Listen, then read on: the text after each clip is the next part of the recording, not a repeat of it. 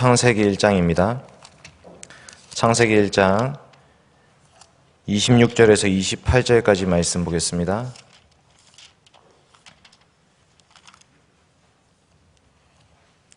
창세기 1장 26절에서 28절까지 말씀 같이 합독하도록 하겠습니다. 시작. 하나님이 이르시되 우리의 형상을 따라 우리의 모양대로 우리가 사람을 만들고 그들로 바다의 물고기와 하늘의 새와 가축과 온 땅과 땅에 기는 모든 것을 다스리게 하자 하시고, 하나님이 자기 형상 곧 하나님의 형상대로 사람을 창조하시되 남자와 여자를 창조하시고, 하나님이 그들에게 복을 주시며 하나님이 그들에게 이르시되 생육하고 번성하여 땅에 충만하라. 땅을 정복하라. 바다의 물고기와 하늘의 새와 땅에 움직이는 모든 생물을 다스리라 하시니라. 아멘. 에베소서 말씀을 제가 읽어드리겠습니다. 하나님을 따라 의와 진리의 거룩함으로 지으심을 받은 새 사람을 입으라. 아멘. 사랑하는 대형교회 성도 여러분, 오늘은 소교리 문답 신문답을 배우도록 하겠습니다. 신문답은 사람 창조에 관한 말씀입니다. 사람 창조. 하나님께서 천지를 창조하신 목적은 사람이 살 수 있는 공간을 만드시기 위함이었습니다. 하늘의 해와 달과 별들, 그리고 산과 들, 강과 바다, 새와 물고기와 각종 가축과 짐승들, 그 모든 것들을 만드신 이유와 목적은 사람이 살아갈 수 있는 환경을 만들기 위함이었습니다. 만약에 하나님께서 사람을 만드실 목적이 없었다면 천지 만물도 창조하지 않았을 것입니다. 여러분, 우리가 결혼을 준비하면서 뭘 준비합니까? 결혼을 준비하면서 신혼집을 준비하죠. 도배장판부터 해가지고 침대, 장롱, 세탁기, 냉장고, 커튼, 이불, 엄청나게 많은 것들을 준비하는데, 그것은 이 사람이 살아갈 환경을 만들기 위한 것입니다. 핵심은 집이 아니고 사람입니다. 두 사람이 살아갈 수 있는 집을 만드는 거죠. 우리가 아기가 태어나기 전에도 아기 방을 꾸밉니다. 그 아기 침대를 사고, 모빌을 사고, 베넷저고리를 사고, 아기 이불을, 그리고 베개를, 우주복, 기저귀, 이런 것들을 다 준비합니다. 그것은 전부 다 이 아기가 살아갈 수 있는 환경을 만들기 위한 것이죠. 하나님은 사람을 창조하기 위해서 이 세상을 창조하신 것입니다. 모든 것들을 다 구비하신 후에 사람을 창조해 주셨습니다. 그러니 제일 마지막 날, 제일 마지막에 하나님께서 사람을 창조해 주신 것입니다. 우리가 이 창조를 모른다면 타락도 모르게 되고 구속도 모르게 됩니다. 영광도 모르게 됩니다. 실제로 우리가 이 땅에서 경험하는 것은 구속입니다. 그런데 예수님의 십자가를 통한 구속이 의미가 있는 것은 죄와 허물로 죽었던 자들이기 때문입니다. 이 죄와 허물의 비참함을 모르면 구속이 의미가 없습니다. 그런데 이 죄와 허물의 비참함, 이것에 대해서도 알기 위해서 우리는 창조를 알아야 되는 것입니다. 창조를 알아야 타락한 상태가 얼마나 비참한지 알게 되고, 그 비참을 아는 만큼 구속의 은혜를 깨닫게 되는 것입니다. 창조를 모르면 아무것도 모르게 되는 거죠. 우리는 어떻게 구원받는지에 대해서만 관심을 가질 것이 아니라 왜 구원해 주셨는지, 하나님 우리를 구원해 주신 이유와 목적은 무엇인지를 배워야 됩니다. 하나님 우리를 구원하신 것은 타락한 창조를 회복시켜 주시기 위함입니다. 우리는 이 구원에서부터 출발해서 영광을 향해서 나아가야 되는 것입니다. 오늘 우리가 창조를 배우게 되는데, 이 창조를 배운다는 것은 하나님의 창조 계획뿐만 아니라 하나님의 구속 계획과 하나님의 종말 계획, 그 모든 것들을 다 배우게 되는 것입니다. 그래서 오늘 이 말씀은 저와 여러분에게 너무나도 중요한 말씀입니다. 아, 옛날에 아담이 저렇게 창조되었었구나, 이렇게 끝나서는 안 되는 말씀입니다. 우리는 이 아담의 창조를 통해서 우리의 창조를 봐야 됩니다. 타락한 우리들을 구속시켜 주신 하나님의 의도와 목적이 무엇인지, 우리를 통해서 하나님이 무엇을 꿈꾸시면서 어떤 영광을 향해서 나아가야 되는 것인지, 그런 것들을 배워야 되는 것입니다. 그래서 오늘 저는 삼위 하나님의 형상으로 창조된 사람이라는 제목으로 하나님 말씀 증거하겠습니다. 삼위 하나님의 형상으로 창조된 사람.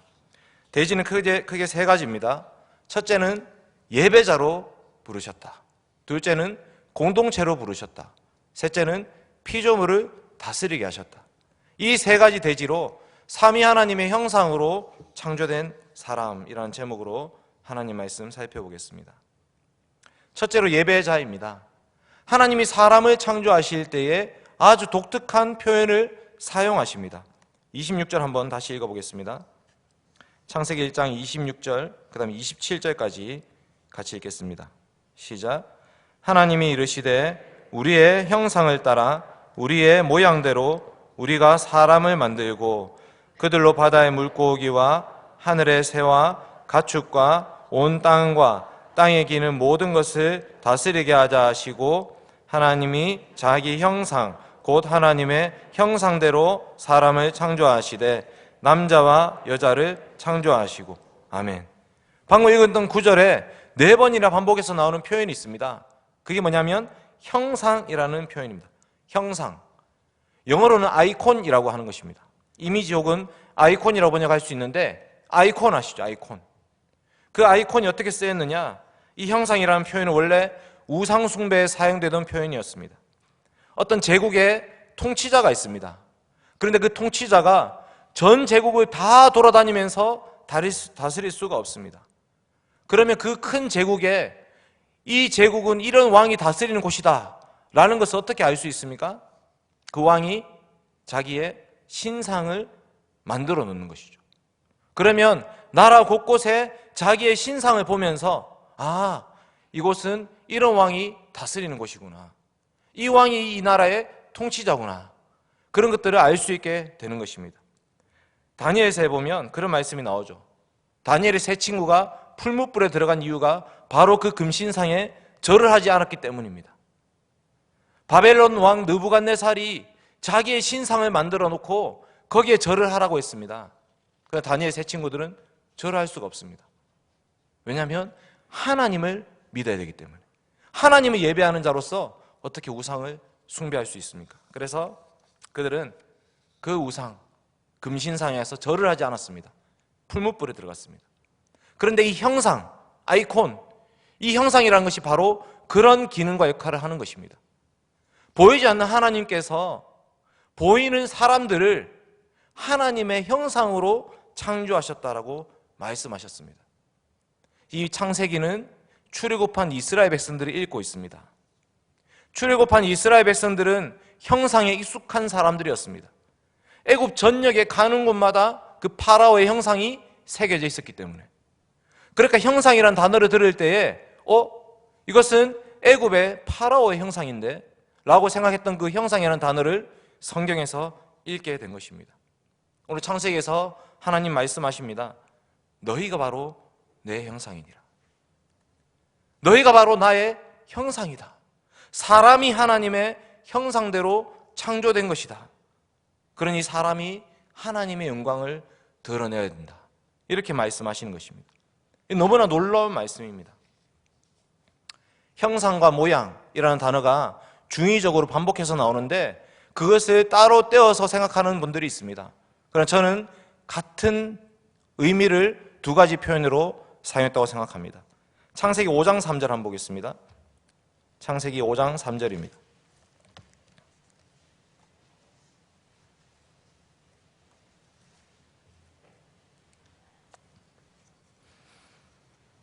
같이 읽겠습니다. 창세기 5장 3절 시작.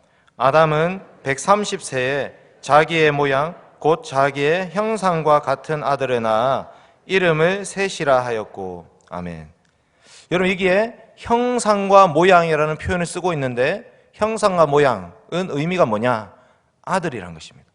닮았다라는 의미입니다. 하나님이 사람을 창조하실 때에 하나님을 닮은 존재로 하나님의 아들로 사람을 창조해 주신 것입니다. 이 고대 근동 지역에서는 왕을 신의 아들로 섬겼습니다.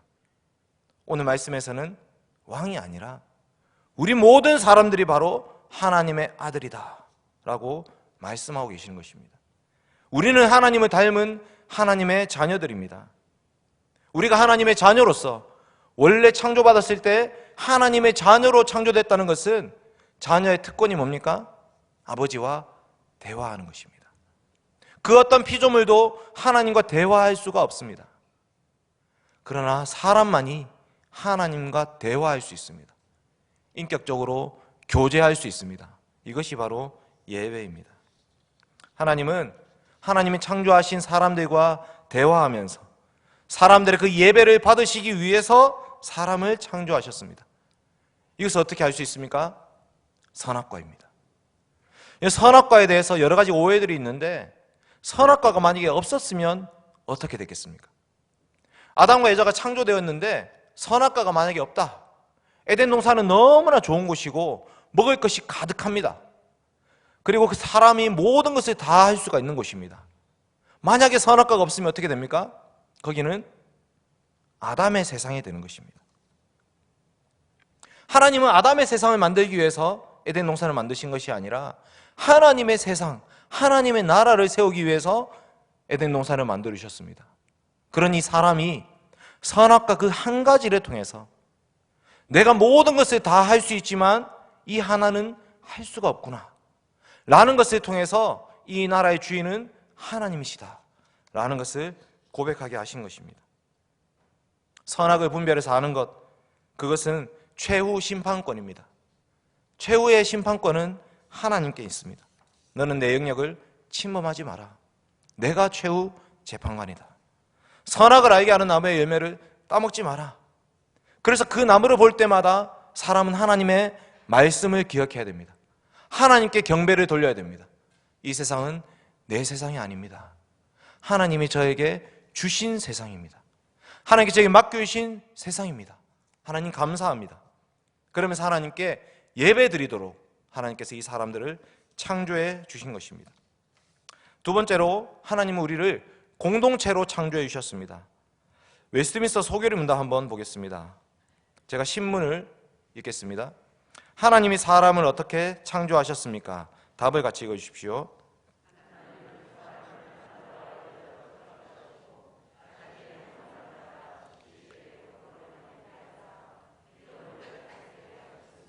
아멘.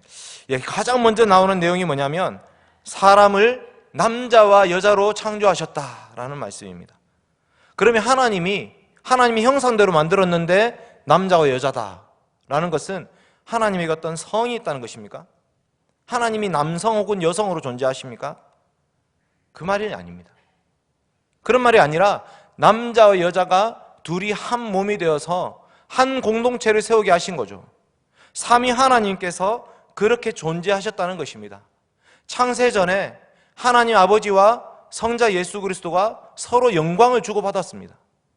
창세전에 가졌던 영화로서 지금도 나를 영화롭게 하옵소서. 창세전에 성부 하나님과 성자 예수 그리스도가 서로 사랑을 주고받으셨습니다. 그런 관계성, 그 삼위 하나님의 공동체성을 이 사람들을 통해서 구현하라고 하시는 것입니다. 여러분, 사람이 혼자 이 땅을 살아갈 수 있습니까?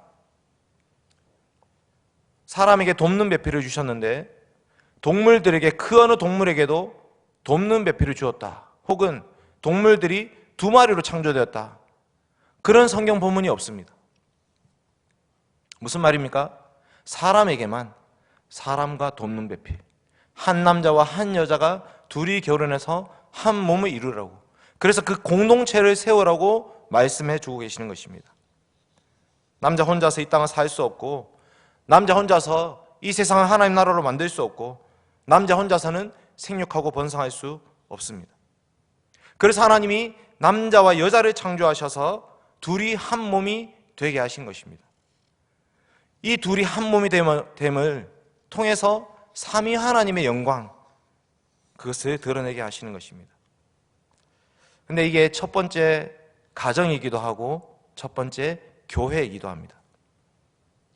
생육하고 번성하라 라는 말씀은 가정에 주신 말씀이지만 동시에 교회 공동체를 통해서 하나님 백성들이 이어져 가기를 소망하면서 주신 말씀입니다. 여러분, 처음에 하나님께서 선악을 알게 하는 나무의 실과를 따먹지 말라, 누구에게 하신 말씀입니까? 아담에게만 하셨습니까? 아담과 여자에게 둘이 있을 때 하셨습니까? 2장 15절 한번 보겠습니다. 창세기 2장 15절입니다.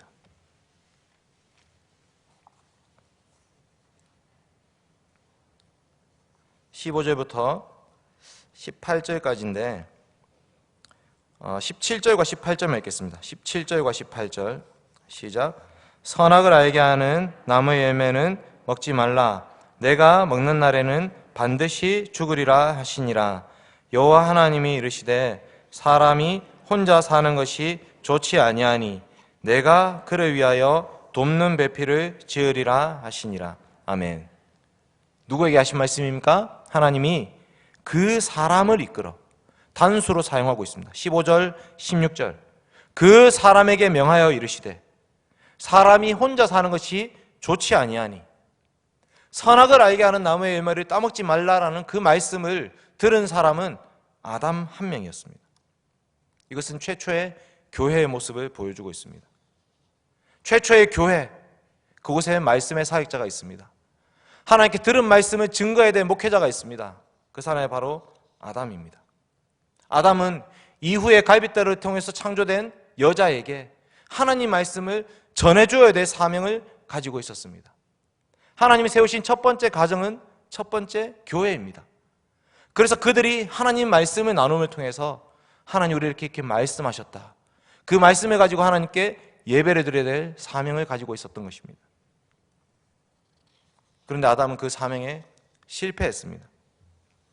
선악과를 따먹을 때 뱀이 여자에게 말합니다. 하나님이 참으로 너희더러 동산 모든 나무의 실과를 먹지 말라 하시더냐. 여기 중요한 것은 너희입니다. 너희.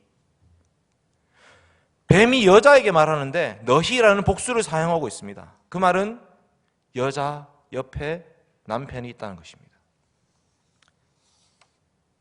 3장 말씀 한번 볼까요? 창세기 3장 6절 말씀입니다. 창세기 3장 6절 말씀 같이 읽겠습니다. 시작. 여자가 그 나무를 본즉 먹음직도 하고 보암직도 하고 지혜롭게 할 만큼 탐스럽기도 한 나무인지라. 여자가 그 열매를 따먹고 자기와 함께 있는 남편에게도 주매 그도 먹은지라. 여기 자기와 함께 있는 남편. 그러니까 아담은 지금 뭐 하고 있냐면 하나님께 들은 말씀을 여자에게 가르쳐 줄 뿐만 아니라 그 여자가, 그 성도가 하나님 말씀대로 살고 있는지를 지켜보면서 교정해 주어야 될 책임을 가지고 있었습니다. 그런데 교회가 죄로 무너지고 있음에도 불구하고 직분자는 가만히 있습니다. 그리고 심지어 그 죄에 가담합니다. 여자가 죽지 않는 것을 보고 자기도 따먹은 것입니다. 아담은 이 공동체를 세우는데 실패했습니다. 첫사람 아담은 하나님이 세우라는 그 교회를 바르게 세우지 못했습니다. 공동체를 세우는 것은 무엇입니까? 그것은 자기 중심성을 벗어나는 것입니다.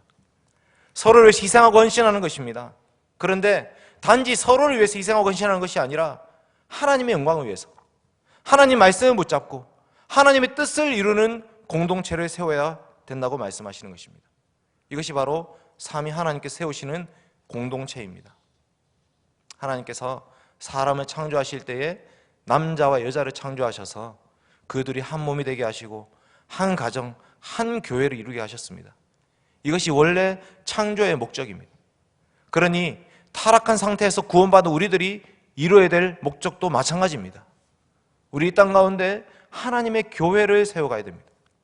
하나님이 세우시는 교회, 하나님 말씀이 이끌어 가시는 교회, 그리고 하나님께서 기뻐하시는 가정을 세워가야 될 책임이 있습니다. 그러니 불신결혼은 결코 할 수가 없는 것입니다. 믿지 않는 자들을 교회로 끌어들이기 위해서 교회가 이 신앙을 포기해서는 안 되는 것입니다. 정말 믿음이 있는 것인가?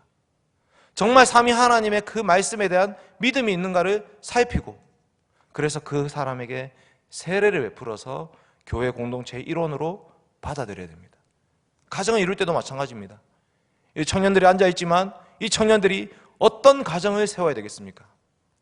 하나님께서 천지를 창조하실 때에 꿈꾸셨던 그런 가정, 남편과 아내가 둘이 한 몸이 되는 가정, 언약의 머리로서 남편이 하나님 말씀을 바르게 가르칠 수 있는 가정, 그래서 이 둘이 하나님께 영광을 돌리는 가정, 그런 가정을 세워가야 되는 것입니다.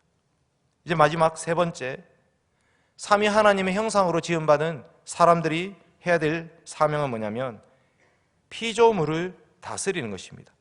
창세기 2장 5절 한번 보겠습니다. 창세기 2장 5절입니다.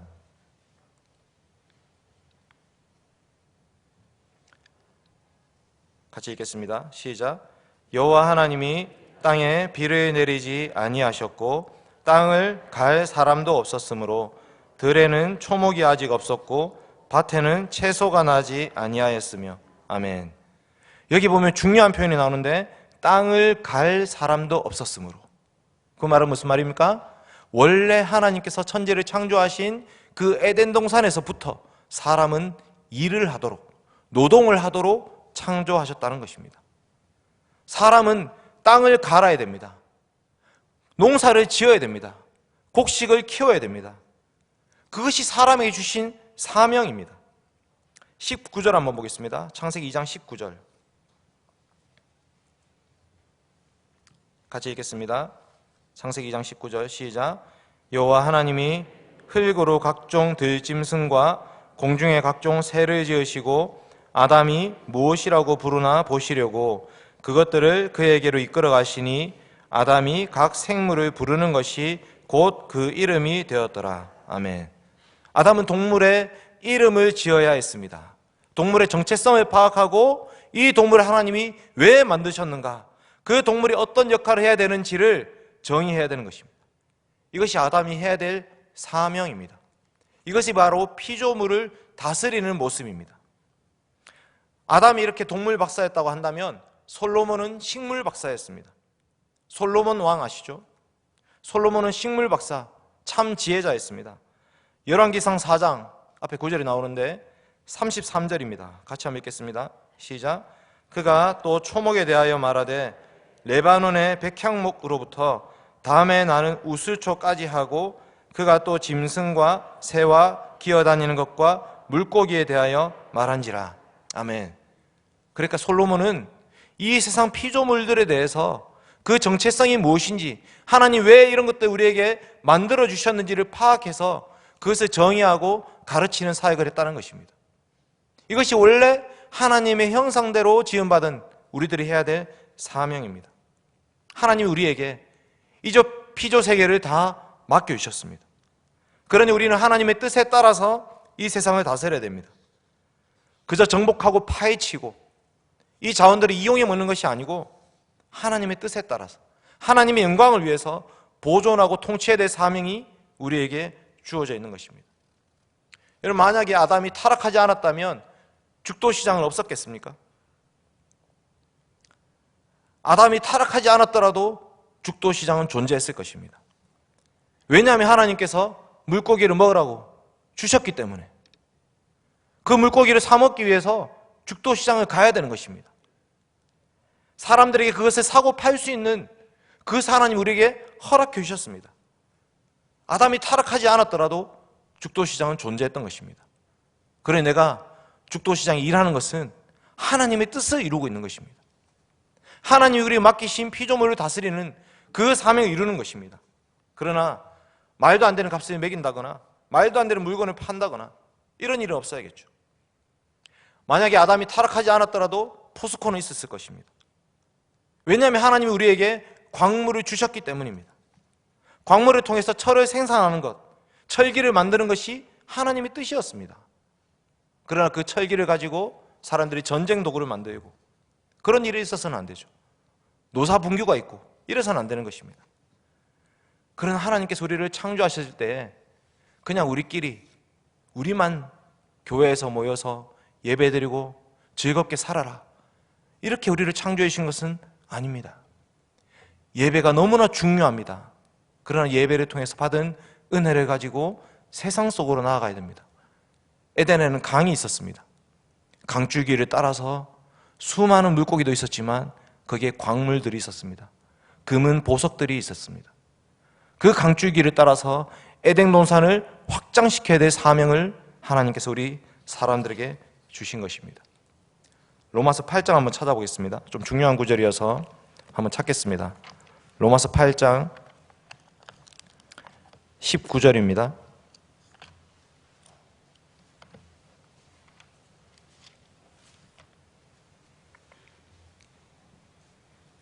로마서 8장 19절 부터 22절까지입니다. 같이 읽겠습니다. 로마서 8장 19절부터 22절입니다. 시작. 피조물이 고대하는 바는 하나님의 아들들이 나타나는 것이니 피조물이 허무한 데 굴복하는 것은 자기 뜻이 아니요 오직 굴복하게 하시는 이로 말미암음이라. 그 바라는 것은 피조물도 썩어짐의 종노릇한 데서 해방되어 하나님의 자녀들의 영광의 자유에 이르는 것이니라. 피조물이 다 이제까지 함께 탄식하며 함께 고통을 겪고 있는 것을 우리가 아느니라. 아멘. 피조물들이 인간의 죄로 인해서 타락함으로 말미암아 피조물들이 고통받고 있다, 이렇게 말씀하고 있습니다. 반대로 인간의 구원은 그저 사람만의 구원이 아니라 피조물의 구원까지도 내다보는 것입니다. 그러니 하나님의 자녀들이 나타나서 이 세상을 창조의 모습으로 다시 회복시켜 주시기를 고대하고 있다, 이렇게 말씀하고 있습니다. 그러기 위해서 우리에게 무엇이 필요합니까? 지식과 의와 거룩함이 필요한 것입니다. 에베소서 4장 24절 말씀은 그렇게 구원받은 우리들이 하나님으로부터 받은 지식과 의와 거룩함으로 새 사람을 입으라, 이렇게 말씀하고 있습니다. 하나님을 따라서 하나님의 형상대로라는 말씀입니다. 하나님의 형상대로 지식과 의와 거룩함으로 지으심을 받은 새 사람을 입으라. 하나님을 따라서 의롭게 살아라. 하나님을 따라서 진리를 쫓아 살아라. 하나님을 따라서 거룩하게 살아라. 이제는 우리의 삶이 하나님의 형상을 이루는 삶이 되어야 되는 것입니다. 아, 저 사람이 살아가는 삶이 삼위 하나님의 영광을 닮은 삶이구나. 저 사람이 하는 직장 생활이 우리 주 예수님께서 하셨던 그 삶이었구나. 저 사람이 직장 상사를 대하고 직장의 후배들을 대하는 모습이 바로 예수 그리스도의 모습이구나. 저 사람이 이웃 주민들과 살아가는 그 모습이 바로 에덴 동산이구나. 우리는 모든 관계 속에서, 우리 가정에서, 동네에서, 학교에서, 직장에서, 모든 사람들과의 관계 속에서, 피조물과의 관계 속에서 하나님의 영광을 드러내면서 이 삼위 하나님의 통치를 나타내야 될 책임이 있습니다. 이것이 바로 하나님께서 우리를 창조해 주신 목적입니다. 하나님께서 우리 사람들을 통해서 하나님의 뜻을 이루기를 바라십니다. 아담은 실패했지만 예수 그리스도께서 회복시켜 주셨습니다. 참 하나님의 형상이신 예수 그리스도로 말미암아 죄와 타락으로부터 우리를 건져 주셨습니다. 이 구원은 시작입니다. 구원은 마지막이 아니라 구원받은 백성으로서 하나님의 영광을 향해서 이제 나아가야 됩니다. 사랑하는 성도 여러분, 오늘 저는 사람 창조에 대한 교리문답을 설교했습니다. 이 사람 창조의 가장 큰 핵심은 하나님의 형상이라는 것입니다. 세 가지를 기억하십시오. 우리는 하나님의 형상이기 때문에 하나님을 예배해야 됩니다. 우리는 하나님의 형상이기 때문에 가정과 교회의 공동체를 세워가야 됩니다. 마지막으로 우리는 하나님의 형상이기 때문에 피조물을 다스려야 됩니다. 이것을 통해서 이 땅 가운데 참 하나님의 나라를 세워가는 우리 대형 가족들 되시기 바랍니다. 같이 기도하겠습니다. 거룩하신 아버지 하나님, 감사드립니다. 하나님께서 우리를 창조해 주셨습니다. 우리 스스로 태어난 것도 아니고 우리 부모님이 만든 것도 아니고 하나님 우리를 창조하셨고 하나님 우리를 타락으로부터 건져 주셨습니다. 아들 예수 그리스도의 십자가로 말미암아 구원받은 저희들, 이제는 저희의 삶이 아니라 주님의 삶을 살게 하여 주시옵소서. 참 예배자로 살게 하여 주시옵소서. 예배를 귀하게 여기게 하여 주시옵소서. 코로나로 인해서 예배를 드리지 못하는 이 상황이 너무나 안타까워야 됩니다. 하나님 도와주셔서 예배를 사모하는 마음을 허락하여 주시옵소서. 하나님, 그리고 교회로 함께 모이게 하여 주시옵소서. 이 교회 가운데 하나님 말씀이 바르게 선포되게 하시고 온 성도들이 그 말씀 따라 살아가게 하여 주시고 우리 교회 각 가정이 하나님의 영광이 회복된 가정으로 세워지게 하여 주시옵소서. 하나님 아버지, 저희들이 저 세상을 맡겨주셔서 감사합니다.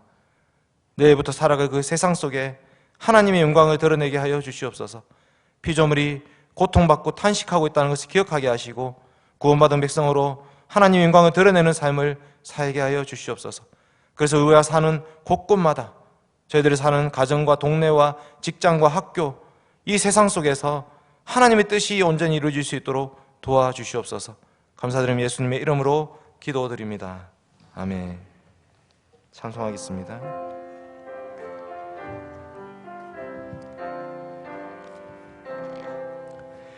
오